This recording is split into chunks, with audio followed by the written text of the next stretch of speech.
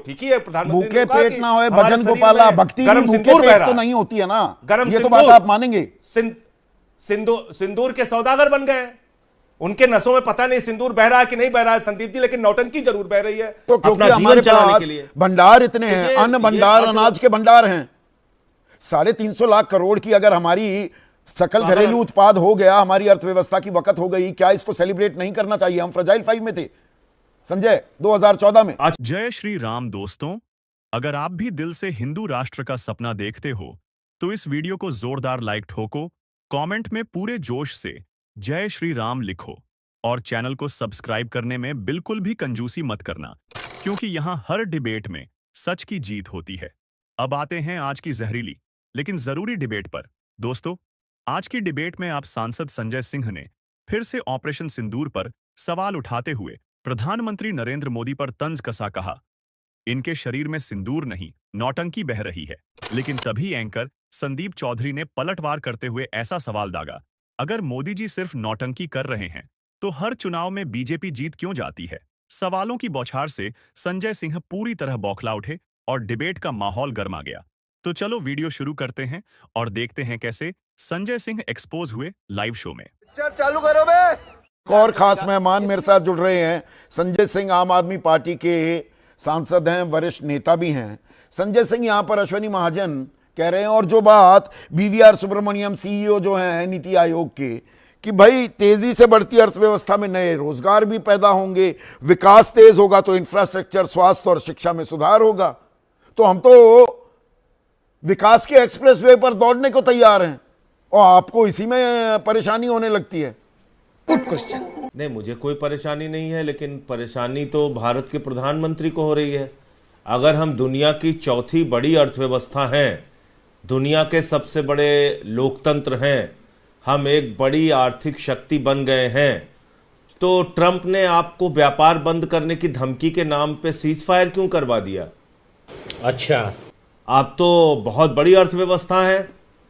ये अर्थव्यवस्था का मतलब हम लोगों को थोड़ा समझाना पड़ेगा सरकार को। संदीप जी, मैं बड़ी विनम्रता पूर्वक पूछना चाहता हूं, जो भी बीजेपी के प्रवक्ता दावा कर रहे हैं कि प्रति व्यक्ति आय के मामले में हम कहां पे खड़े हुए? अगर हम 105वें नंबर पे हैं प्रति व्यक्ति आय के मामले में, अगर हम 140वें नंबर पर प्रति व्यक्ति आय के मामले में है, तो ये संपत्ति जा किसके पास रही है? कोई सेंस है इस बात की? क्या चंद पूंजीपतियों के पास देश की संपत्ति जा रही है? क्या इससे भारत की समृद्धि का आप आकलन करेंगे? आज 1 से लेकर 8वीं तक के सरकारी स्कूलों के अंदर लाखों बच्चों ने अपनी शिक्षा छोड़ी है। आपने मृत्यु दर का आंकड़ा दिया बच्चों में, आपने बौनेपन का आंकड़ा दिया बच्चों में। 82 करोड़ लोगों को, 35 करोड़ लोगों को आप खुद मान रहे हैं कि आप 5 किलो राशन उपलब्ध कराते हैं। तो इसका मतलब आप मानते हैं कि बड़ी आबादी इस देश की ऐसी है जिसको 2 वक्त की रोटी नसीब नहीं हो रही है, उसको आपको अनाज देना पड़ रहा है। साले को बम से उड़ा दूंगा, एक बार हाथ में आ जाए तो तेरा तो गेम बजाना पड़ेगा। तो क्योंकि हमारे पास भंडार इतने हैं, अन्न भंडार, अनाज के भंडार हैं। 350 लाख करोड़ की अगर हमारी सकल घरेलू उत्पाद हो गया, हमारी अर्थव्यवस्था की वक़्त हो गई, क्या इसको सेलिब्रेट नहीं करना चाहिए? हम फ्रजाइल 5 में थे संजय 2014 में। अच्छा, तो एक चीज मुझे बताइए आप, संदीप जी, एक चीज आप बताइए, किसान को तो आपने कहा था कि आप फसल का 2 गुना दाम देंगे, उनकी आमदनी 2 गुना कर देंगे। जब वो अपने फसल का दाम मांगने जाते हैं, आप उनको लाठियों से पीटते हैं। गन्ने का दाम आप देते नहीं, धान का दाम आप देते नहीं, गेहूं का दाम आप देते नहीं, खाद मांगने पे आप लाठियां देते हैं। तो आप फिर भंडारण करके बीजेपी को तीसरी बार लगातार केंद्र में सरकार बनाने का मौका दिया ना जनता ने। ये बहुत महत्वपूर्ण सवाल आपका है। हाँ, ये बहुत महत्वपूर्ण सवाल है, एकदम ठीक आपने कहा, और यहां मैं आपसे कहीं ना कहीं सहमत हूं कि इतनी दुश्वारियों के बावजूद जब अस्पतालों की हालत बदहाल है, स्कूलों की हालत बदहाल है, भुखमरी का शिकार हैं लोग, आउटसोर्सिंग के नाम पे छोटे छोटे जॉब आज छीन लिए गए हैं लोगों से। आज जिस प्रकार से देश के अंदर पब्लिक सेक्टर्स को बेचा जा रहा है चंद पूंजीपतियों के नाम पे, एयरपोर्ट है, कोयला है, गैस है, बिजली है, पानी है, सड़क है, यानी कि जो इस देश के करोड़ों लोगों की संपत्ति थी वो औने पौने दामों में चंद पूंजीपतियों को बेची जा रही है, बावजूद इसके बीजेपी जीत रही है। आपकी बात सही है।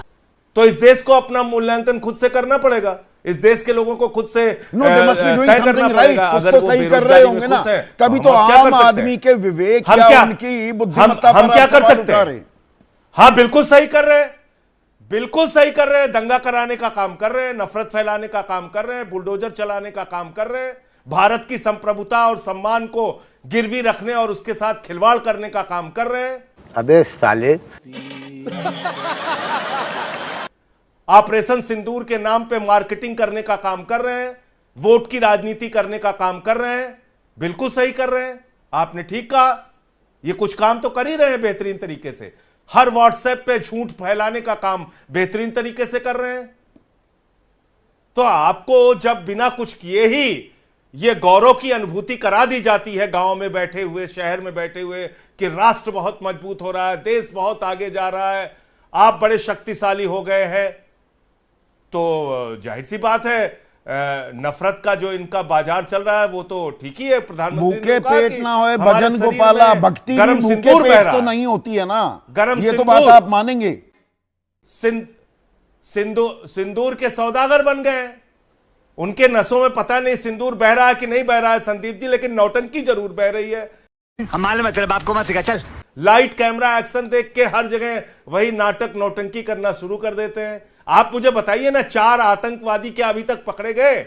क्या ट्रंप के सामने आपने भारत के स्वाभिमान के साथ खिलवाड़ नहीं किया? भारत को आप चौथी अर्थव्यवस्था कह रहे हैं और व्यापार बंद करने की धमकी के नाम पे उसने सीज फायर करा दिया। तो इसलिए मैं समझता हूं कि दावों और हकीकत का मूल्यांकन इस देश के लोगों को करना और होगा। हकीकत का मूल्यांकन लोगों मेरे पास कोई जवाब नहीं है। आपने ये सही कहा, ये जनता पर आपने जिम्मेदारी छोड़ी, बहुत बहुत शुक्रिया। निकल लो, पहली फुर्सत में निकल। मोदी सरकार की सबसे बड़ी दिक्कत क्या है? This has become a government of great missed opportunities. कैसे? आप आंख बंद करके अचानक एक दिन आप डिमोनेटाइजेशन कर देते हैं, आंख बंद करके, बिना किसी प्लानिंग के आप जीएसटी का इन्वेस्टमेंट कर देते हैं, बिना किसी प्लानिंग के आप जो है वो कोरोना के समय में आप लॉकडाउन कर देते हैं। और ये बड़ी मिथ की बात है कि कोरोना की वजह से हमारी अर्थव्यवस्था चौपट हुई। जिस महीने कोरोना लागू हुआ था उस महीने भारत की जो जीडीपी ग्रोथ थी वो 3.5% के आसपास। हाँ। तो पहली बात तो ऐसे लोगों को आप उतनी गालियां दो जितनी आपको आती हैं, जितनी नहीं आती लोगों से पूछ कर दो। खत्म।